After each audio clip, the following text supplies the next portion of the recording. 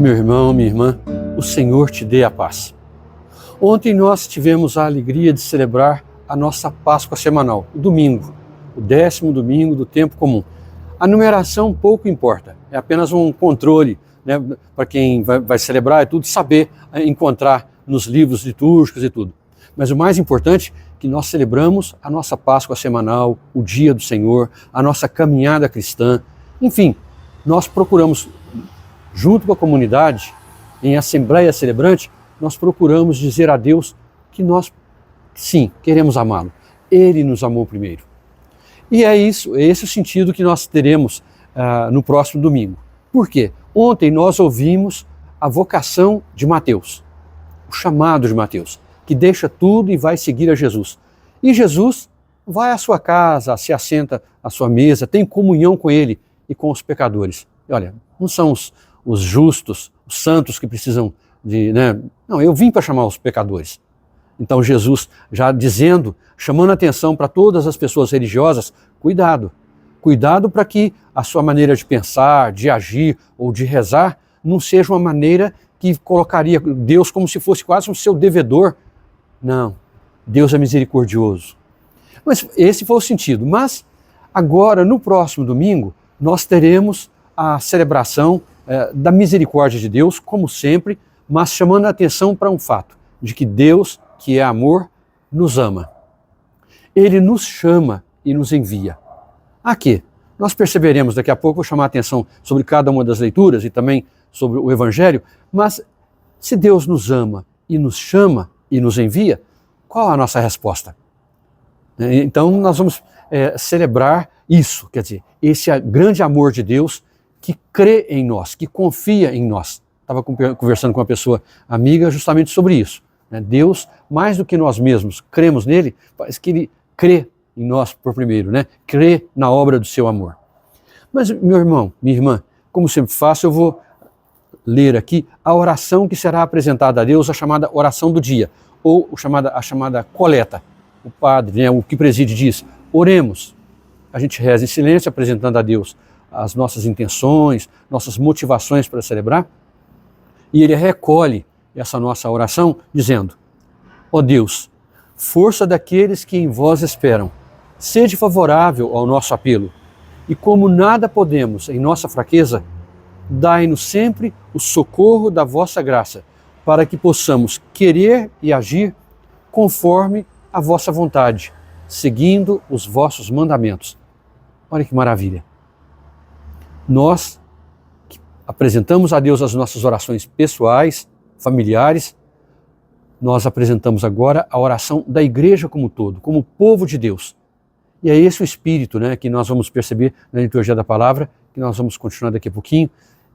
Eu perdi a primeira parte desse vídeo, então estou regravando. Então vamos prosseguir nisso e deixo um abraço carinhoso para esse segundo momento e depois, no final, a gente desejar aquela semana carinhosa, fraterna, como sempre faço. Mas continuemos. Quando nós apresentamos a Deus a oração, quando o padre faz, em nome da Assembleia, a apresentação das orações todas, através dessa oração que recolhe as orações, essa oração ela tem um fio condutor. Quer dizer, ela ontem, por exemplo, falando da ajuda de Deus, mas volta no próximo domingo a falar sobre o socorro de Deus, o auxílio de Deus, a sua graça, Para quê? Para que a gente possa querer e agir conforme a vontade de Deus. Qual que é o sentido disso no conjunto da celebração, principalmente a partir dos textos que nós vamos ouvir na liturgia da palavra? É que quando Deus, porque Ele nos ama, nos chama e nos envia, essa é a sua vontade. Ele age no mundo através da ação humana. Ele assinala a sua presença misericordiosa quando nós somos misericordiosos.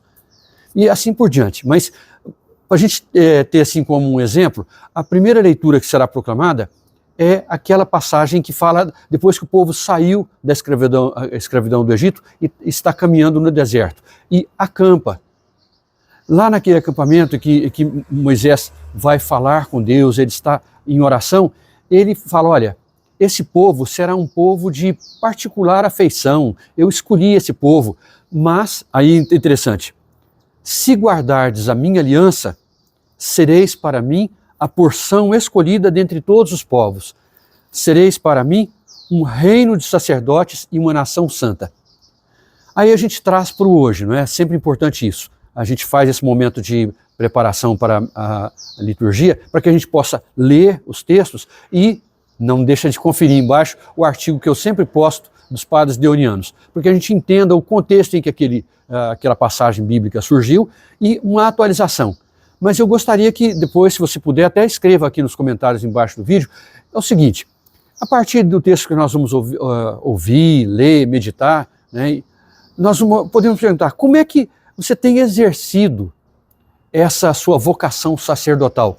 Quer dizer, assinalar que a presença de Deus é santa. O sacerdote faz isso, ele apresenta a Deus as suas próprias orações, as orações do povo. Então, como é que está sendo a sua intervenção, vamos dizer assim, no mundo nesse sentido? Nós temos conseguido mostrar que somos um povo de sacerdotes, um povo sacerdotal? Pois é, mas é uma primeira questão, depois eu vou deixar no primeiro comentário fixado as perguntas, para que você possa participar da nossa chamada reflexão partilhada. Depois o Salmo 99, que é um salmo que a gente fala invitatório, né? um salmo que convida as nações todas a louvar a Deus. Ele fala, olha, nós somos o povo e o rebanho do Senhor. E por isso, quer dizer, não só nós, mas todas as nações, todas as pessoas são chamadas a se tornarem o povo do Senhor, o rebanho do Senhor. Paulo, aos Romanos, ele fala que Deus nos ama, e qual seria a prova?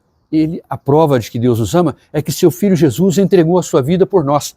E ele fala assim, ó, quando éramos inimigos de Deus, quer dizer, Jesus nos trouxe, pela sua vida entregue, o retorno à amizade com Deus.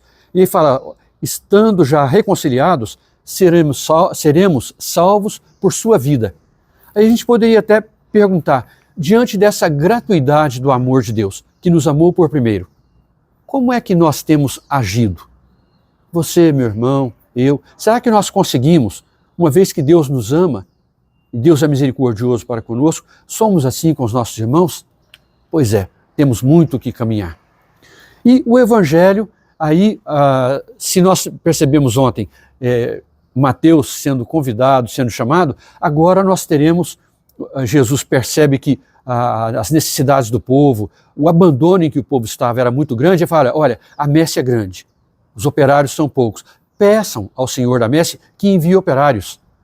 E aí Jesus, ele escolhe os 12 discípulos, seus apóstolos, e aí a gente poderia entender como Jesus fala, olha, vão primeiro as ovelhas perdidas da casa de Israel.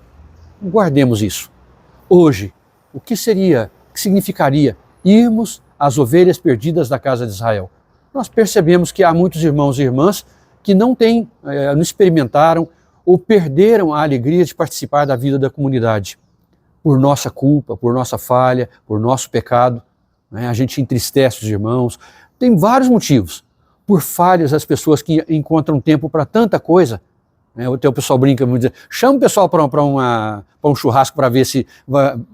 Brincadeiras à parte, a gente percebe que, de fato, nós precisamos, como disse um antigo livro, né, do Prado Flores, ide e evangelizai os batizados.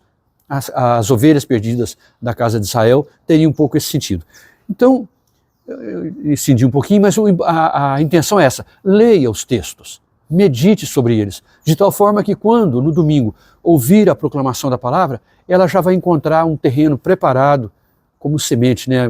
Um terreno que no qual a semente vai cair, brotar, vai produzir frutos. Me estendi um pouquinho mais hoje, mas olha, fraterno abraço, boa preparação, paz e bem.